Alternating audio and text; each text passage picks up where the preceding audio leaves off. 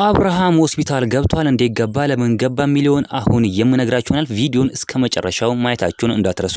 በጣም በሚገርም ሁኔታ ማለት ነው አብርሃም በድንገተኛ ሁኔታ ሆስፒታል ገብቷል። ምን ታሞ ነው የገባ የሚለውን አሁን የምነግራችሁ ይሆናል ማለት ነው። ቡዜና ሄርሜላ ሩታ በጣም ደንግጦ ነው ያሉት፣ ሄደዋል ማለት ነው። እነዚህ ሶስቱም ሄደዋል። ነገር ግን ማን አልሄደም? ፍቅር አልሄደችም። እውነት ለመናገር ከሆነ እኮ ፍቅር አትወደውም። አውቃ እያስመሰለች የምትገኝ ሴት ናት እንጂ እውነት ለመናገር ፍቅር አትወደውም። አብርሃም አውቃ እነሱም በቃ ለማናደድ እነ ሩታን እነ ሄርሜላ ለማናደድ ነው እንደዚህ የምታደርገው እንጂ በፍጹም አብርሃምን ወዳው አይደለም፣ እውነት ለመናገር ከሆነ ማለት ነው። ስለዚህ እነሱ ሄደው ጠይቀውታል።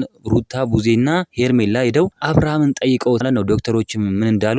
ዶክተሮችም እንግዲህ ጭንቀት ነው ብለዋል፣ በሽታው ማለት ነው። በጣም ነው የሚገርመው። አብርሃም እንግዲህ ከሚጨነቅ ነገር ከሚሆን እኔ በበኩሌ ማለት ነው ወይ ከሩታ ጋር ወይ ከሄርሜላ ጋር ቢሆን መልካም ነው ነው የምለው። ለምን ብትሉ ራሱንን ከሚያስጨንቅ ከሚያስመስል እያስመሰለ ነው። እውነት ለመናገር ከሆነ አብርሃም ፍቅርንም ወዷት አይደለም። ለምንድን ነው እያስመሰለ ነው ያለው? እነሱን ለማናደድ ሄርሜላና ሩታን ለማናደድ ነው ይህንን ሁሉ ርቀት የሚሄደው እንጂ እውነት ለመናገር ከሆነ አብርሃም ፍቅርን አይወዳትም፣ ፍቅርም አብርሃምን አትወደውም። በቃ እነሱ እያስመሰሉ ነው፣ አውቆ እያስመሰሉ ነው የሚገኙት ማለት ነው። አብርሃም ግን እንደዚህ ማድረግ አለበት ብዬ አላምንም። በዚህ ልክም መጨነቅ አለበት ብለን አናምንም ማለት ነው። ሄርሜላና ሩታም እንግዲህ በጣም ደንግጧል። እነሱ በቃ ሁሉ ጊዜም ትላንትም እንዳያችሁት አሻንጉሊት እያላቸው ነበር አብርሃም ማለት ነው። እያሸፈባቸው ሲጠራቸው ዝም ብሎ እንደ በግ ይሄዳሉ። ሲጠራቸው ልክ እንደ በግ ቀጥ ብሎ ይሄዳሉ ማለት ነው። አብርሃም ጋር ቆፍጠን ብሎ ቁጭ አይሉም፣ ቤታቸው አይቀመጡም። ለምንድን ነው ራሳቸውን እንደዚህ የሚያስገምቱት? ለምንድን ነው በፍቅር ራሳቸውን የሚያሳድቡት?